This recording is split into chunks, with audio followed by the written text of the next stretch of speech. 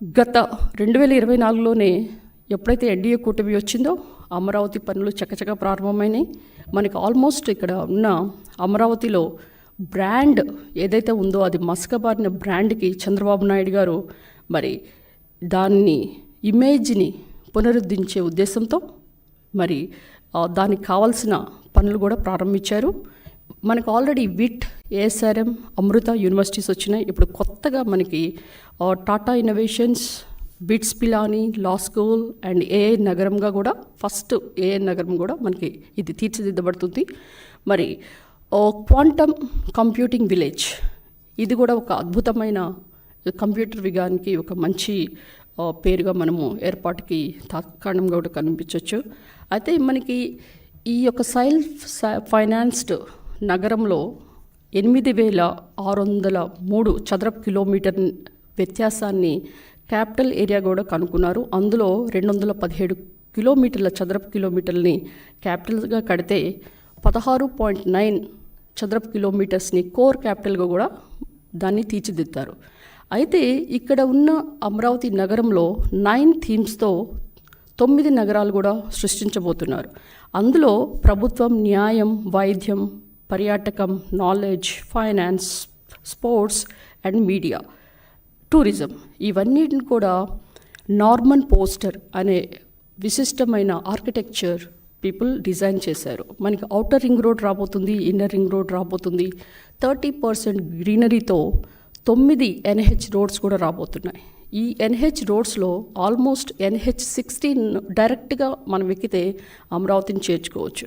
అంతేకాకుండా cycling, walking tracks, international airports and private సంస్థలకి 1,277 ఎకరాలు ఇస్తే సెంట్రల్ గవర్నమెంట్ వాళ్ళకి ఆల్మోస్ట్ 131 ఏకర్స్ ఇచ్చారు. అంటే ఈ విధంగా ఏ విధంగా అమరావతి ఒక పునర్నిర్మాణం ఎంత పడగ్బందిగా ఇన్ని ఎకరాల్లో చేస్తున్నారో, ఎంత పెట్టుబడితో చేస్తున్నారో మీరు గమనించాలి. అదే కనుక మీరు జగన్మోహన్ రెడ్డి గారి యొక్క పాలనలో చూస్తే అంత విధ్వంసం. ఆయన ఎక్కడెక్కడ విధ్వంసం సృష్టించారంటే అమరావతినే ఒక కోర్ క్యాపిటల్ అయిన అమరావతినే ఆయన ఏ విధంగా దాన్ని తుంగలో తొక్కాలో, దాన్ని అణగదొక్కాలో చేయాల్సిందే చేశాడు.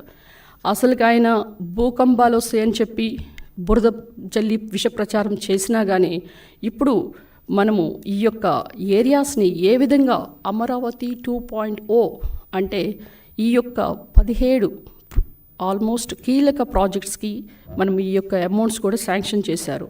మీరు కనుక హ్యాపీ నెస్ట్ అంటే నేలపాడులో ఆల్మోస్ట్ G+18 ఫ్లోర్స్తో 12 టవర్స్తో 1,200 అపార్ట్మెంట్స్ రాబోతున్నాయి. దానికాను 856 కోట్లు వాళ్ళు ఇన్వెస్ట్ చేస్తారు. మరి ఎమ్మెల్యే, ఎమ్మెల్సీ భవనాలు అంటే ఆల్మోస్ట్ 30% బ్యాలెన్స్ ఉంది, 70% కంప్లీట్ అయినాయి. అలాంటి విలువైన భవనాలు కూడా ఏ విధంగా వాళ్ళు శిథిలావస్థకు తీసుకెళ్లారో గత 5 సంవత్సరాల్లో మీరు గమనించాలి. దాన్ని కూడా ఈరోజు 450 కోట్లతో స్టిల్ట్ ప్లస్ 12 ఫ్లోర్స్తో 18 టవర్స్తో మనము 432 అపార్ట్మెంట్స్ని కట్టడానికి హ్యాపీ నెస్ట్ ముందుకు వచ్చింది. అంతేకాకుండా ఈ యొక్క మంత్రులు, జడ్జెస్ బంగ్లాస్ అంటే G+1లో 72 రాబోతున్నాయి. దానికాను 419 కోట్లు శాంక్షన్ చేశారు.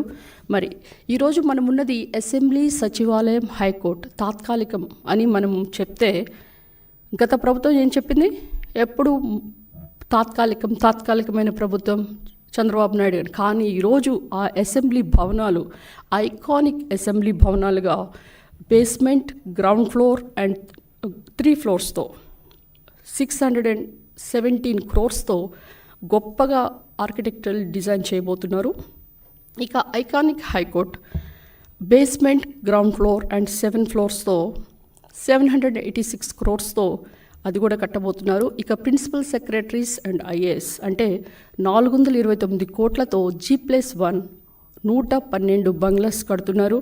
ఇక ఎల్పిఎస్ ఇన్ఫ్రా అంటే రైతులకు ఇచ్చిన ప్లాట్స్, ఆ ప్లాట్స్ని కూడా డెవలప్ చేయడానికి వాటికి కావాల్సిన రోడ్స్, డ్రైన్స్, నీటి సరఫరా, sewage and utility ducts and reuse water lines ఇవన్నిటితో కూడా అక్కడ ప్లాట్స్ డెవలప్ చేసి వాళ్ళకి ఇచ్చే మాదిరిగా ఈ ఎల్పిఎస్ ఇన్ఫ్రా కూడా ముందుకొచ్చింది. దానికి 15,000 కోట్లు కూడా శాంక్షన్ చేశారు.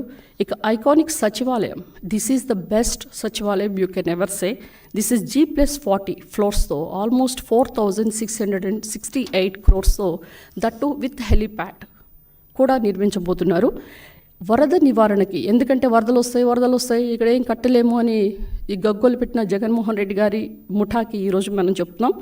5,944 కోట్లతో ఈ కొండవీటి వాగు, పాలవాగు, గ్రావిటీ కెనాల్స్ విస్తృత అభివృద్ధితో పాటు నీరుకొండ రిజర్వాయర్, ఇతర రిజర్వాయర్ల నిర్మాణం, తర్వాత పంపింగ్ స్టేషన్ నిర్మాణం, వరద నీటి మళ్లింపు కాలువలు ఇవన్నీ కూడా చేపట్టున్నారు. ఇక అనుబంధ రోడ్స్ ఇవి కనుక మీరు గమనిస్తే 700 CRతో ఆల్మోస్ట్ E13, E15, NH16 ఇది కనుక మనం ఎక్కితే డైరెక్ట్గా అమరావతి రావచ్చు అని కూడా నేను చెప్పాను. కనుక ఈరోజు మీరు అమరావతి నిర్మాణంతో మనకు కాదండి, భావితర భవిష్యత్తుకి ఇవి ఒక నిర్మాణాలను కూడా మనం పేర్కొనవచ్చు. ఎందుకంటే మీరు కనుక హైటెక్ సిటీని గమనిస్తే ఇప్పుడు హైదరాబాద్లో దాని చుట్టూ ఉన్న ప్రదేశాలు ఎకరం ఎంత ఉంటుంది? 100 కోట్లు, 200 కోట్లు. ఈరోజు కనుక ఈ నిర్మాణాలన్నీ మనం చేపడితే అక్కడ ఎకరం కూడా 50 కోట్ల పైన వెళ్ళొచ్చు. కనుక ప్రజలందరూ కూడా దీన్ని అర్థం చేసుకోవాలి.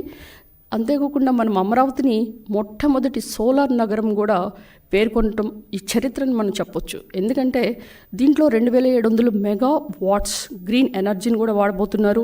ఇప్పుడు మీరు గమనిస్తే అమరావతి పనులు రైల్ ట్రాక్ ఎక్కినట్లు శరవేగంతో పరుగులెత్తున్నాయి. ఇందులో మీరు ముఖ్యంగా గమనించాల్సింది world bank and then ADB bank, అంటే ఏషియన్ డెవలప్మెంట్ బ్యాంక్. ఇది 15,000 కోట్లు ఇస్తే KfW అంటే జర్మనీకి సంబంధించిన బ్యాంక్ 5,000 కోట్లు ఇచ్చింది. కనుక టిట్కో గృహాలు అవి కూడా పూర్తి చేయడానికి 4,400 కోట్లు కూడా నిధులు మంజూరైనాయి. అండ్ 175 నియోజకవర్గాల్లో ప్రతి వాళ్ళకు కూడా, అంటే అక్కడున్న యువతకి జాబ్స్ అయితేనేంటి, ఉపాధి కూడా దొరుకుతుంది. ఎందుకంటే మనకి అసలుకి ఒక్క క్యాపిటలే లేకపోతే మనం యువత అంతా ఎక్కడ పోతున్నారు? ఇప్పుడు బెంగళూరు వెళ్తుంది, చెన్నై వెళ్తుంది, హైదరాబాద్ వెళ్తుంది. కానీ మన దగ్గర ఇలాంటి ఒక గొప్ప అమరావతి నగరం కనుక నిర్మించబడితే ఎవరు ఎక్కడికి పోక్కర్లేదు. 170 నియోజకవర్గ యువకులందరూ కూడా ఉద్యోగాలు ఇక్కడే చేసుకోవచ్చు. ఏదైనా కానీ ఇప్పుడు అమరావతికి మిగులు భూమి 2 లక్షల కోట్ల పైన ఉంది. సో దీన్ని మనము అమరావతిని కన్స్ట్రక్ట్ చేసుకుంటూ పోతే మనం అమరావతికి అవసరమైన డబ్బులు దానికి మీద మనం కట్టాల్సిన వడ్డీలతో పాటు కట్టుకొని మిగతా వాటిని కూడా మనము మిగతా 175లో ఇప్పుడు అమరావతి పోతే 174 నియోజకవర్గాలకి మనము ఆల్మోస్ట్ వీ కెన్ అభివృద్ధి చేయొచ్చు. మీరు కనుక ఎక్కడెక్కడైతే బిల్డింగ్స్ కడుతున్నారో ఆ బిల్డింగ్లో ప్రతి దాంట్లో కూడా రూఫ్ టాప్ సోలార్ ఎనర్జీ, అంటే ఇవంతా గ్రేట్ ఇన్నోవేషన్స్.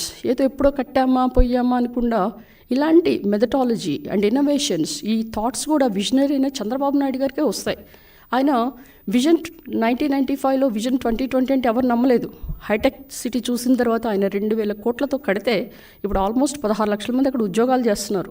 అండ్ ఆ సిటీ కూడా ఒక గొప్పగా డెవలప్ అవటం, దాని యొక్క సిటీ ఎక్స్టెండ్ అయిపోయి అదొక సైబరాబాద్ లాగా తయారైంది. ఇదివరకు ఎప్పుడు కూడా సికింద్రాబాద్, హైదరాబాద్ అనేవాళ్ళు, ఇప్పుడు సైబరాబాద్ అవటం, ఇదంతా కూడా క్రెడిట్ గోస్ టు మన విజనరీ లీడర్ శ్రీ నారా చంద్రబాబు నాయుడు గారు. ఆయన ఆధ్వర్యంలో ఈరోజు మనం ఒక ఇంటర్నేషనల్ ఎయిర్పోర్ట్ చూడబోతున్నాం. మరి అంతేకాకుండా ఆయన ఆధ్వర్యంలో మనం ఒక స్పోర్ట్స్ సిటీ చూడబోతున్నాం, స్మార్ట్ ఇండస్ట్రియల్ డెవలప్మెంట్ చూడబోతున్నాం. ఇంత డెవలప్మెంట్, మరి రాజధాని గురించి ఇంత కష్టపడుతున్న శ్రీ నారా చంద్రబాబు నాయుడు గారు, మరి మన అమరావతి అంటే ఒక బ్రాండ్ ఇమేజ్, అమరావతి అంటే దేవతల రాజధాని, అమరావతినే మనకి ఇక్కడ తీసుకొని వచ్చి మరి ఇంత గొప్పగా అమరావతిని డెవలప్మెంట్కి నేను ముందున్నాను, నా అమరావతి ప్రజలు కాకుండా రాష్ట్రం మొత్తం బాగుండాలి అని ఈరోజు చంద్రబాబు నాయుడు గారు ఆయన పడుతున్న కష్టం, ఆయన ఎన్ని గంటలు పనిచేస్తున్నారంటే ఆల్మోస్ట్ ఆయన పడుకునేది 4 hours ఏమో, almost he's working more than 18 hours. So కనుక మనము ఈ ఏజ్లో ఉండి కూడా అంత కష్టపడలేం.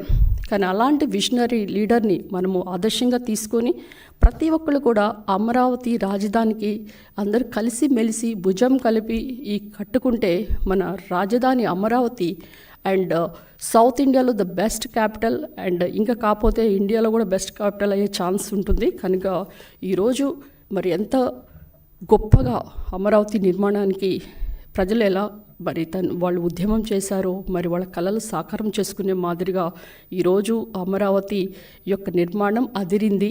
కనుక ప్రజలందరూ కూడా నిజంగా ఇంత మంచి ఈవెంట్ని అక్కడున్న ఎక్స్ ఎమ్మెల్యే ఆఫ్ అమరావతిగా ఉండవల్లి శ్రీదేవి నేను కూడా విట్నెస్ అయ్యాను. కనుక నేను చేయలేని పని 5 సంవత్సరాల్లో కనీసం అప్పుడు 2019 నుంచి 24 వరకు ఒక ఎల్ఈడి బల్బ్ కానీ అక్కడ అమరావతిలో ఒక ఇటుక కూడా వేయకుండా, అమరావతిలో ఒక జంగిల్ క్లియరెన్స్ అంటే జేసీబీలు వెళ్తున్నప్పుడు మేము కమిషనర్ గారిని అడిగేవాళ్ళం, సార్ మేము కూడా వస్తామంటే ఇక్కడ చేయడానికి ఏం లేదమ్మా, జేసీబీ తీసుకెళ్ళి జస్ట్ మా అమ్మ అనిపిస్తామని. కనుక ప్రతి ఒక్క విషయంలో కూడా వాళ్ళ కౌలేయమంటే 6 నెలలు 9 నెలలు అలా పెండింగ్ పెడుతూనే ఉండేవాళ్ళు.